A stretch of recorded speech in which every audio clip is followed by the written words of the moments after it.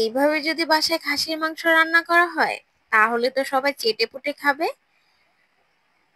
অনেকে বাজে স্মেলের জন্য খাসির মাংস খেতে চায় না, তাই এভাবে রান্না করে দেখবেন একবার, বাসার সবাই অমৃতর মতো খাবে।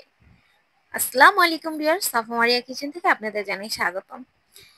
এখানে আমি প্রায় 1.5 কেজির মতো খাসির মাংস ভালো মতো ধুয়ে নিয়েছি। এখন চুলার মধ্যে কড়াই বসিয়ে দিয়ে দেব বেশ কিছুটা তেল, আর দিয়ে দেব 1 কাপের মতো পেঁয়াজ কুচি। তো এখন আমি পেঁয়াজগুলোকে হালকা করে ভেজে নেব। হালকা করে ভাজা হলে দিয়ে দিব প্রায় আধা কাপের মতো আদা রসুন বাটা। তো আদা রসুন গুলো আমি 5-6 মিনিটের মতো ভেজে নেব হালকা করে, যাতে করে কাঁচা ভাবটা চলে যায়। দিয়ে দেব তেজপাতা 2টি আর লবঙ্গ, এলাচি, দারচিনি দিয়ে ভালো মতো একটু কষিয়ে নেব। তারপর দিয়ে দেব কিছুটা পানি। পানি দিয়ে এখন আমি মশলা দিয়ে দেব। লবণ স্বাদ অনুযায়ী, মরিচের গুঁড়া 2 চামচ, হলুদের গুঁড়া 1 চামচ, ধনিয়ার গুঁড়া 1 চামচ, গরম মশলার গুঁড়া 1/2 চামচ দিয়ে ভালো মতো নেড়েচেড়ে প্রায় 5 থেকে 6 মিনিটের মতো কষিয়ে নেব। তো আপনারা চাইলে আরো ঝাল ব্যবহার করতে পারেন।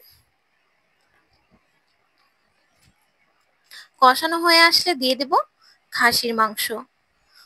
তো আমি খুব ভালো মতো ধুয়ে নিয়েছি। এখন নেড়েচেড়ে ঢাকনা দিয়ে ঢেকে প্রায় 10 মিনিটের মতো রান্না করে নেব। ঢাকনা উঠিয়ে মাঝে মাঝে নেড়েচেড়ে দেব, যাতে করে নিচ দিয়ে পুড়ে না যায়। তো আশা করি আমার ভিডিওটি সবার ভালো লাগবে। ভালো লাগলে অবশ্যই একটি লাইক, কমেন্ট, শেয়ার করে দিবেন। যারা ফেসবুক থেকে দেখবেন অবশ্যই ফলো দিয়ে পাশে থাকবেন।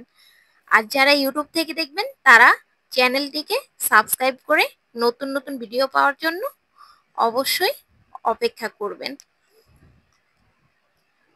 আর কমেন্ট আর শেয়ার করে দেবেন।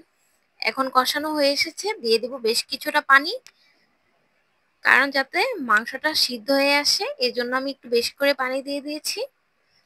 এখন ঢাকনা দিয়ে ঢেকে এইভাবে আমি বেশ কিছুক্ষণ রান্না করে নিব, যতক্ষণ পর্যন্ত ঝোল না শুকিয়ে আসে।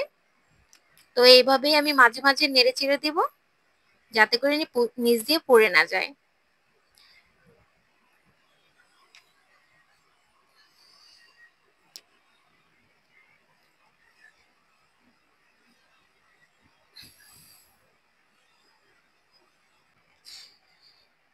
এখন নেড়ে চেড়ে নিব ভালো মতো। এরই মধ্যে আমি অফ ক্যামেরায় 1 চামচের মতো ভাজা জিরার গুঁড়া দিয়ে দিয়েছি। এখন মাংসটা হয়ে এসেছে, নামিয়ে নিব। তো দেখেন কালারটা কত সুন্দর এসেছে, খেতেও কিন্তু অনেক মজা হয়েছে। তো চাইলে আপনারাও কিন্তু এইভাবে বাসায় রান্না করে খেতে পারেন।